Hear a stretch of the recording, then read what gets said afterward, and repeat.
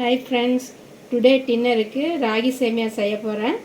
ராகி சேமியாவுக்கு தேவையான பொருள்கள்: வெங்காயம், பெரிய வெங்காயம், சின்ன வெங்காயம், கருவேப்பிலை, வரமிளகா தான் நாங்கள் எப்போவுமே யூஸ் பண்ணுவோம். அதனால் வரமிளகா, தக்காளி, கொத்தமல்லி தழை, சின்ன துண்டு இஞ்சி போட்டுக்குங்க.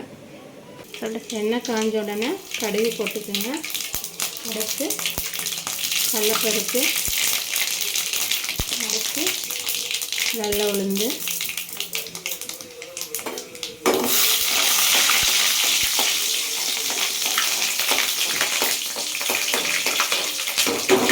நல்லா வதங்கின உடனே இஞ்சி இஞ்சியை போட்டு வெங்காயம்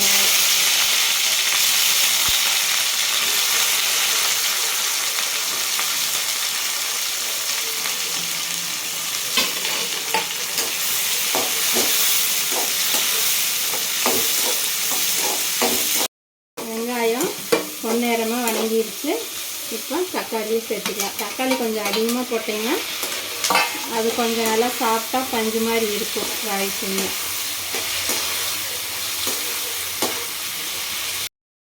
வெங்காயம் தக்காளி எல்லாம் நல்லா வதங்கிட்டு இருக்குது. இதை கொஞ்சம் சிம்மில் வச்சுக்கோங்க. இப்போ இது 3 நிமிஷம் ராகி சேமியாவை 3 நிமிஷம் தண்ணியில் ஊற வச்சு தண்ணியை வடிகட்டிட்டு இட்லி பாத்திரத்தில் வேக வச்சு ஒரு 5 நிமிஷம் வேக வச்சிங்கன்னா போதும். வேக வச்சு எடுத்து வச்சுருக்கேன்.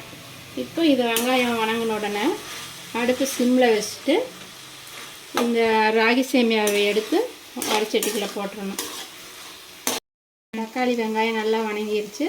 தேவையான அளவு உப்பு போட்டுக்குங்க. உப்பு போட்டு அடுப்பை ஆஃப் பண்ணிடுங்க. ஆஃப் பண்ணிவிட்டு இப்போ ராகி சேமியாவை போட்டுக்குங்க. ராகி சேமியாவை போட்டுங்க. அடுப்பை ஆஃப் பண்ணால் தான் சேமியா வரன்னு ஆகாமல் நல்லா சாஃப்டாக இருக்கும். ஆஃப் பண்ணிவிட்டு அதை நல்லா கலந்து விட்டுக்குங்க. அடுப்பை ஆஃப் பண்ணிவிட்டு நல்லா கிளறி விடுங்க. நல்லா கிளறினதுக்கப்புறம் அடுப்பை பற்ற வச்சு 1 நிமிஷம் கிளறி விட்டு ஆஃப் பண்ணிடலாம்.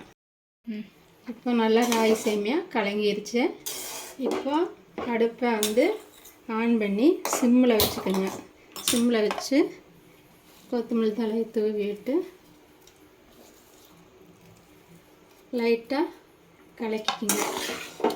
சிம்மில் வச்சு தான் கலக்கணும்.